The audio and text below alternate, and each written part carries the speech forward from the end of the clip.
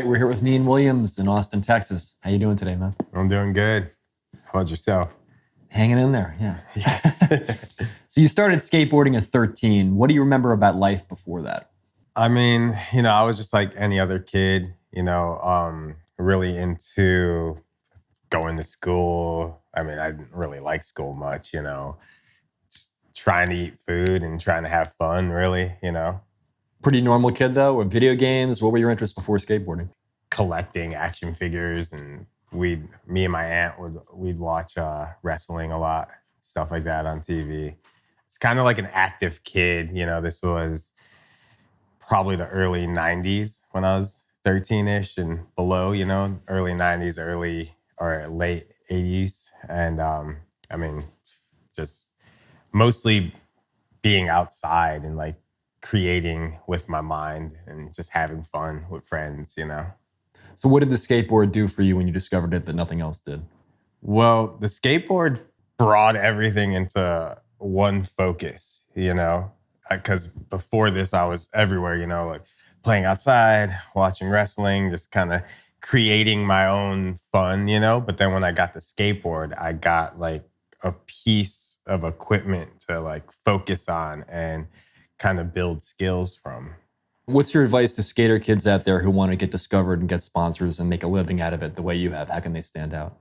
Do your schooling, make sure you have all that taken care of, and just be you, have fun, and skate. Skate every day and have fun with your friends. Also have a good head on your shoulders. Like don't be super cocky. Don't like sit around talking shit about people, because like we all know each other, and we all talk to each other. And if you're mean to one person, then everyone knows you're mean to that person, you know what I mean? And it just kind of messes it up for you, at the end of the day. Strategically, what can these kids do to promote themselves? How can they stand out? They could shoot videos, have fun with their friends, post on Instagram, skate as much as they can, and, just kind of get out there, meet people, network, and do their best to just skate and have fun and be a good person. Yeah, it's interesting you say good person, because you've also said in other interviews that skating culture has always been kind of about punks and outlaws. And you told Vice, I think, that the skateboarding culture has always glorified smoking and drinking and not really caring about your health. And skaters didn't think that working out was for anybody but jocks. And here you are, you've kind of transformed your life through fitness. Do you think that you embracing fitness is going to help change that stereotype about the skateboarders? I mean, I hope. I have no problem with like drinking, smoking, partying, and all that stuff, but it can blind the focus of your goals at the end of the day, like it did to me, because I abused those things, Therefore, I had to clean up from that, but I have nothing against it to get it straight, I just think everything in moderation is the best way of life, and if you do apply some fitness and knowledge about the body and health and all that stuff to your regiment, like you're going to be way better off in the end, and you're going to have longevity in skateboarding. How deep did you get into the party scene? Were you ever flirting with addiction at any point? I mean, I'm sure I was addicted to partying for sure, because I mean, who doesn't like partying? But any specific substances? I mean, all of them. I never really messed with downers because I didn't want to go to sleep. But, I was on all of them all the time, and I'd be up for 3-4 days. And this went on for years. This wasn't just a 2-month thing. Oh God, I got to stop it. This went on for years, and that was just kind of the lifestyle and kind of like the pure group that I hung around with, and that's just kind of what we did. We partied, skated, partied, and had fun, and felt super hungover after, and then usually that leads into more partying, What was a wild night like for you out in those days? I mean, we'd probably skate a little bit in the morning and then start drinking at like 1 or 2 in the afternoon. And then we'd be completely drunk by like 4 or 5, and then from there the bars would start to open. So we'd go to the bar and then get a bunch more drinks over there. And then we'd call our friends or like people we knew, got like a couple sacks of like uppers or stuff like that to like keep us partying and keep us going. We'd keep partying, keep going. Nighttime would arrive. We usually would take like groups of people from the bar and bring them to the house and then party even more throughout the night, you know? And I was always last man standing. I'd probably usually would go for a whole nother day of doing exactly the same thing I just did without the skating, you know, and just keep going and do it all over again without sleeping or eating. And then finally going to sleep the next night, you know, and then being hungover for like 4 days after that. So what do you think compelled you to keep doing that? Were you just having so much fun, or was there something that told you you just can't go to bed yet? Well, obviously drugs tell you can't go to bed, you know. You said you were the last man standing, though. It's like you were more driven than other people you were hanging out with. I mean, you know, you'd have that feeling, that confident feeling that drugs would give you, you know, like you're drunk as shit, you're high on drugs, you're just like, you feel confident, you feel on top of the world, you feel like, you know, it's the best day ever, you know, and you will not go to sleep. And I just like would listen to music, watch like comedy, stand-up performances on YouTube and stuff. And like, I was like smoking tons of cigarettes and stuff. And that's just what I would do. And I would never get tired. And then by the time the next day would roll around, you know, like people will start waking up. And, you know, with the scene I hung out with, a lot of people didn't have 9-to-5 jobs and stuff like that. There were also skaters or just like people that were out there to study in California and their parents were paying their way or whatever. So they could wake up and they're like, oh, you're still partying? Like, fuck it, I'm gonna party with you too, you know? And then they'd just join in and then that would just add on to more partying, you know?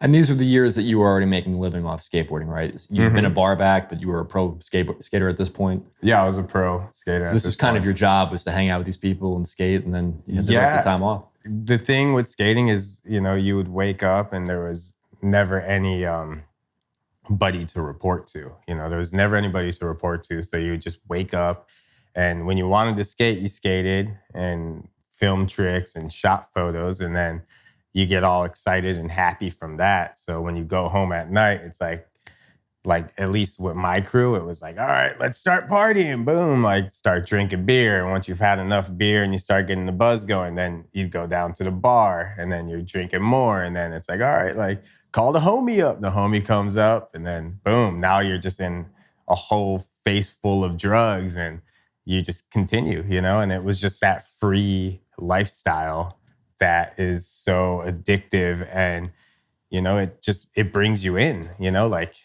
who wants to wake up and work out all day and skate super hard and like beat up your body all day? Or you could wake up and you could just go to a bar and just get fucked up, you know? And it was like that very addictive lifestyle, which is now that I'm sober, I see it as like a negative lifestyle, you know, to do that. But like when I was in it, it was like the best thing. It was like, oh, no care, you know, like there's no problems in the world. Like I'm just going to have a good time, you know? So the turning point, I think, was when you tore your ACL, right? Yeah. And when was that? I tore my ACL when I was 28. And how did it happen? Just, you know, probably being hungover, not, you know, well-trained from not skating as often. You know, I just was out one night trying to film a trick and shoot a photo for an ad in a magazine. And I don't usually skate at night because I can't really see in the dark. So I went for a trick. I shouldn't have went for the trick. I did the splits and blew out my left ACL. When this happened, it was like the catalyst of everything, you know, because I'm 28. I've been partying hard for like probably the last 2 to 3 years, like of those parties I just told you about, just super hard, like hungover, barely skating, you know, hungover most of the time, barely skating.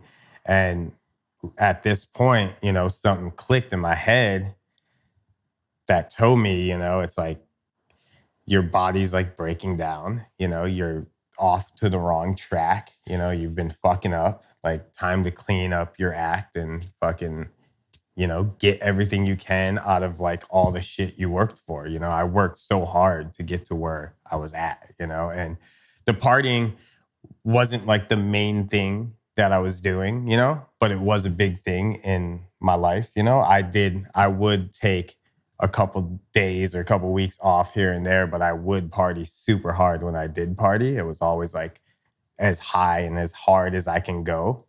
But so I was still getting my job done, you know, but at the end of the day, it was really blinding me and like kind of putting a bad vision of me in people's eyes, you know, and I had to make a choice to continue on that route or try to get everything I can out of my career while I could. Because, you know, the future is not promised to you, you know, and especially in skateboarding, it's like everyone's a dime a dozen. It's like you got to make sure you're doing you, you know, you can't be like fucking around, you know.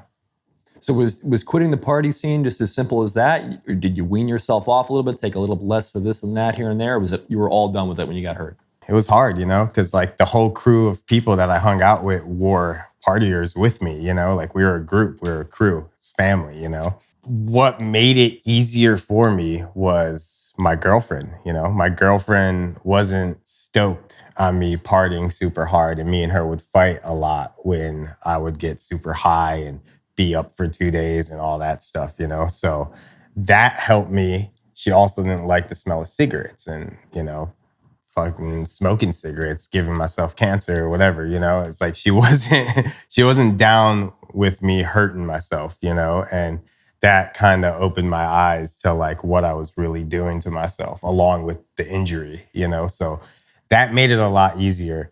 Little by little, I got to the point where I was like strong enough to stay away from that. I had to change up what I did throughout the day, like quit going out to the bars. Just like it kind of helped that I was in a brace and just had surgery. So I kind of had to stay home for the first 2 weeks. And then I had her backing me, and she actually went sober with me too. So it was like, it was like I had a partner to work with, you know? So we just chilled, changed up everything, and just hung out. And then I started physical therapy. And when I started physical therapy to like rebuild my leg and my knee and rebuild the strength, that's when I started getting more into health, wellness, fitness, the body, and like that became my new vice. I'm no longer into like ruining my body. My body is now a temple, and like I want it to perform at the highest level that it could possibly perform at, you know, and just do my best at all times. And when you started getting into working out, what were your first influences? What kind of workouts did you start with? All types of leg work, core work, you know, just to get the balance back and strengthen all that up. I'm an early skater, so I started skating at like 10 usually, and I skate till about 5 or 6. That's a lot of output. That's a lot of calories burned all day, you know? So when I was hurt, I had all this hemmed up energy, you know, and I would go and do my physical therapy, and it was just like leg work, core work, and it wasn't enough to blow me out, you know? So I'd go back home and I'd have all this extra energy, like play video games, whatever, just do stuff to keep my mind off of going outside to party. And I would tell my trainer to give me like upper body workouts and stuff like that because I had nothing else to do. So then I would do my leg and my core, my rehab, and then I would go straight into upper body workouts and just like blow out my upper body. So then I'd go home and be tired and be like satisfied with the day, you know? And that just kind of got me into doing it every single day, you know, with like one rest day. So mainly conventional stuff, you know, to if I were to choose like a certain kind of workout that started me off was just mainly conventional, like bodybuilding, but not really trying to get big. You know, my whole focus is to strengthen my body so I could perform the best that I can perform, you know, and for longevity. So I'm not trying to max out at my heaviest weight. I'm not trying to do any of that. I'm just trying to keep everything strong and mobile so I could just keep doing what I love to do, at a high caliber. So when you first got interested in working out, what were your earliest influences? How did you start? I started with like conventional weightlifting. The sense was just to strengthen my body in all of the areas to just, skate forever, longevity. That's basically what's always been my goal, And what kind of exercises, just so people can have an example? So obviously we started with physical therapy and rehab to rebuild my quads from the ACL surgery. As soon as you have an ACL surgery, your quad turns into basically like your wrist, and you got to rebuild those muscles. So rebuilding the quads, tons of hamstrings. So we wouldn't do much deadlifts right in the beginning, maybe hex bar, light, hamstring curls, squats, stuff like that, This is all under the supervision of your physical therapist? Yeah, this was all in the supervision of the physical therapist. I'd go home and still have a ton of energy. So I would ask my physical therapist to give me upper body workouts too, so I could kind of even out everything. And, we would do like 2 body parts a day plus my rehab. So I would start doing like chest and tris, back and bis, all that stuff to just kind of strengthen around the core and, make my body strong. So this is a pretty radical shift in lifestyle, and you did it in a short period of time. How did your skater buddies react to this? Did they think they were losing their friend? What was their attitude? My main skate buddies, they understood it. I had to rebuild myself because of what just happened, and they knew what my goal was, so they understood it, It was more of like the party buddies that probably didn't understand it as much. But the thing is we've always had such a tight family connection that, I'm sure everyone understood exactly what I was trying to do, But when you weren't staying out late anymore, you weren't drinking and partying, did you find you had to sort of scrape off some of the old friends who weren't supportive of that? Yeah, that was one of the main things I had to do. But, it wasn't like they weren't supportive, my crew has always been like a loving crew, it's like they partied, I had to stop partying, because I had other intentions and other goals that I wanted to hit, and I kind of got my fill, I took it as far as I could, with tons of scares and doing tons of stupid stuff. But, it was just something that was accepted. You mentioned your girlfriend, but did anybody else turn over this new leaf with you? Did they say like, oh, I'm inspired by Neen now, he's working out, maybe I should too? I get messages all the time on Instagram of people that have actually turned over and got into fitness, got into health, nutrition, all that stuff, and kind of cleaned up their act too by listening and seeing, the Vice interview and all of that stuff, So it's definitely a heartwarming experience for me to hear and see, the progression and the spread of the awareness. When was the last time you got drunk or high? 5 years ago. 5 years ago, it'll be 5 years in 10 days because I got the last party I had was my birthday 5 years ago. My birthday's in 10 days. So. And you'll be 34? I'll be 34. 30, dirty 30s. So it seems like you're getting as well known now for your healthy lifestyle and the food that you're making on your YouTube channel as you are for the skateboarding. Give us a typical day of meals for you now. Right now, for the past year, I've been doing a very lean diet. So just kind of shredding it all down because I want to be in skating shape, The whole point, it's I work out, but I'm not trying to be a big bodybuilder, I want to be fit and perfectly shaped for what I love to do, which is skateboarding, So I'm just strengthening my body to skate. I can't skate if I'm over 160 pounds. I feel too heavy. I feel it's just not good, not as mobile, you know? So I try to stay around like 155, 145, somewhere around there. And I do this by, you know, eating a certain way, dieting, you know, like paying attention to my nutrition and what I eat and how it makes me feel and stuff. So yeah, my diet has been for the past year a very lean diet, just like chicken, fish. I'll have steak once or twice a week, and then just like a salad with like olive oil and apple cider vinegar, a half of avocado with each meal, maybe like a handful of macadamia nuts. You get mostly healthy fats, you know. That's kind of how I've been eating for the past year. I eat like 6 meals a day, but they're small, you know, like a small handful of chicken, like a small handful of like salmon, fish, you know, shrimp, whatever. And that's just how it is. It's like portion size and like knowing where my food came from, quality. I cook all my meals for the most part, you know. And the crazy thing about this is like I've been posting it on my Instagram story and on my feed for the whole time I've been doing it. And I've been getting like really like warm and heart-filled messages from people that actually like follow what I eat, and they've been doing it and like they're losing weight and they feel great and you know they're performing better and all that stuff. So it's like it's crazy to see it like, you know, reflecting on other people. Like I just put it out there, just to put it out there. I'm just like filming stuff, having fun, you know? And it's crazy to see people actually take it in and be like, I'm gonna try this out. And then like they're like leaning out and they're like super stoked, you know, because they've always been trying to like lose the weight or whatever. And now they figured it out, you know? So skateboarding is obviously a very high impact activity.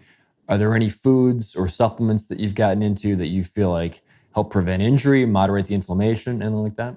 We're always hurting ourselves, you know? We're fighting with the concrete, jumping down stairs, like getting suitcased on rails and falling off rails and stuff like that, falling on our hips. Like I've struggled with like a lot of pain in the pelvic region from taking too many hippers to my hip, crushing my pelvic bone together. So I have like an inflammation of the pelvic bone.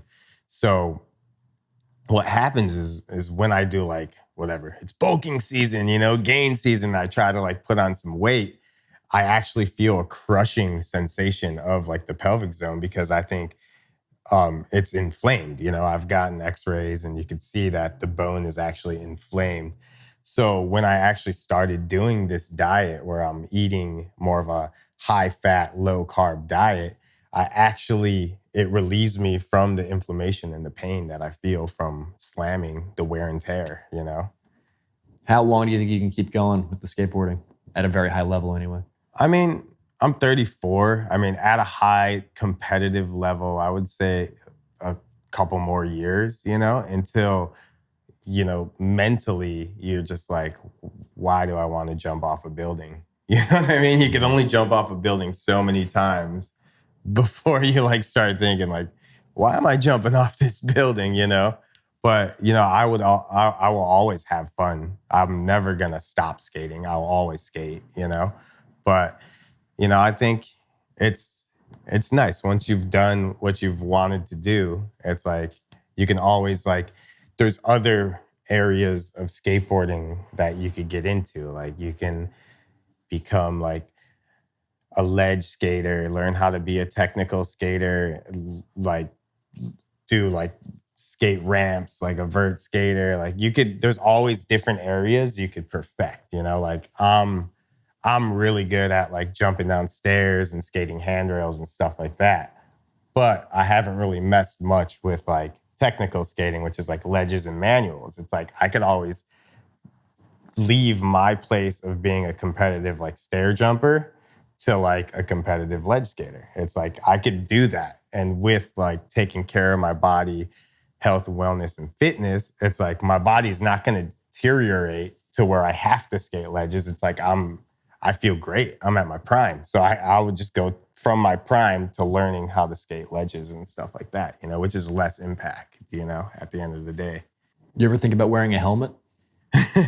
Nah. Well, I already have a natural helmet, like all this hair, you know, it's pretty thick. So yeah, helmet, when I was younger, they would make us wear them at skate parks and stuff. And I never liked them. They kind of put extra weight to your head. So you almost always hit your head when you have a helmet on. And I always see it today when I see little kids skate.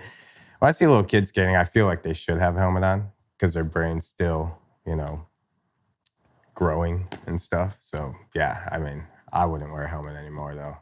So when friends of yours come to you for advice now about fitness, which I'm sure they do, what do you tell them? You had one great tip I read online about if you feel like you want to drink, just wait 10 minutes and see if the urge doesn't go away. Anything else like that you can offer?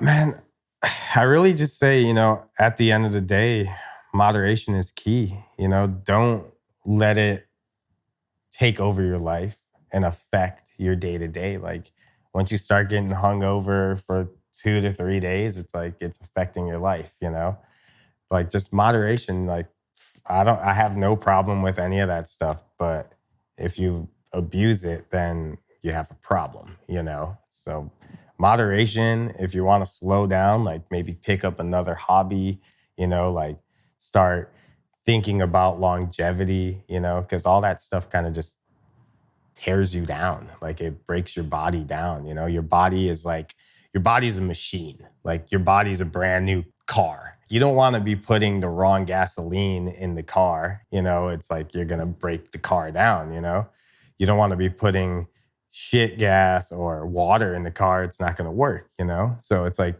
or beer in the car, it's not going to work. So it's like, you want to always, just like your car, you want to treat your body as well as you can, and you want your body to last, What do you look for in a skateboard, and what should beginners be buying?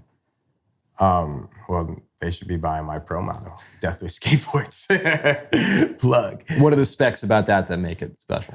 So my board personally is it's a twin nose. So you can skate it whichever way you want to skate it. There's no front, there's no back. It's all the same. So it's symmetrical. It's also just a really good board. Death-Wish Skateboards are the best skateboards possible. Is this model appropriate for beginners too, or more advanced guys like you? Well, it's all the same. We all, like, whether you're a beginner or like a professional, it's like every skateboard's the same, I would suggest if you're younger to start with younger and smaller with less muscle, to start with like a smaller board, like 7.5, 7.5, something like that. And then work your way up to like 8.5, something like that, because it's a little bit heavier. But yeah, I mean, smaller board, start off right there, learn the groundwork, all the flat ground tricks, all that stuff.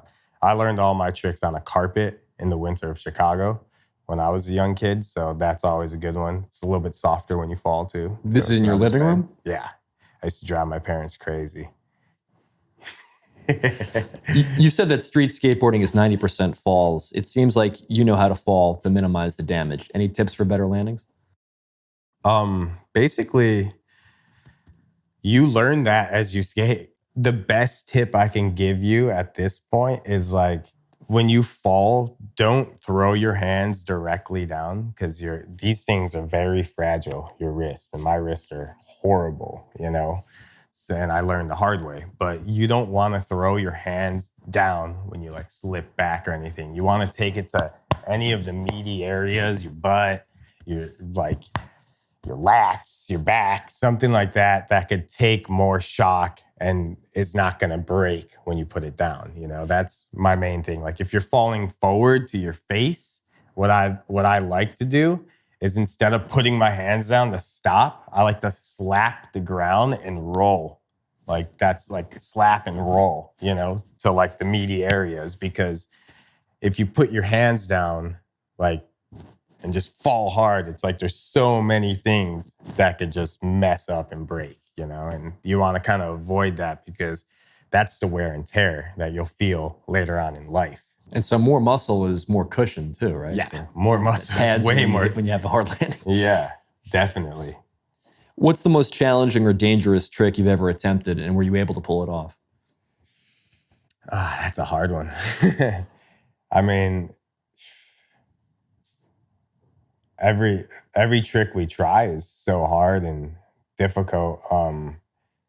And there's like different levels too. Like there's like big jumps, but big jumps you usually do really fast because the risk is so high that you're like, all right, like I have like 4 tries because this is just gonna take out my legs. I won't be able to walk for the rest of the day. So I have to land it like right away, you know? So there's like that high risk, but you make yourself land it fast. And then there's like the technical skating, which I was telling you about, where you do like a flip in and then you maybe flip out or 360 shove it out. And that stuff is just so difficult. Like for me personally, because I'm more of like a stair, like gap jumper.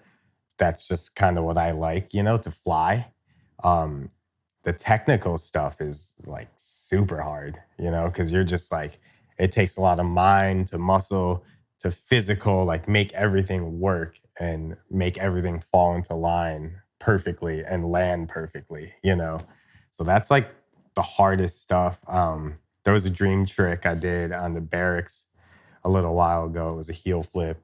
It's a backside tail slide, front side 360 shove it out. And that was a trick that I've been trying for probably like 6 years. And I couldn't get it because there's so many pieces of the puzzle. And I finally got it probably a year ago. I did it twice. And it was amazing, you know. But yeah, like I said, I tried it for 6 years. Yeah. Do you remember a moment being on the board where you were just like, I might crack my head open on this one? Like a moment of just pure fear? I mean, the key to skating and trying big things is not to think that way, to be 110% confident with your skills and what you're going to do, and also put in the work, like the practice work and stuff, to make sure that you're 100% confident with the trick that you're going to try, you know? But how can you be 100% confident when it's 90% falling? Well, the key is you're trying to think of landing it the first time, you know, the first try. And the 90% falling that I speak of is like 90% like testing it out, maybe not landing, but the 10% is actually a strong 10%. You know, like for the most part, it's like I'm trying to stay in that 10% for the whole day.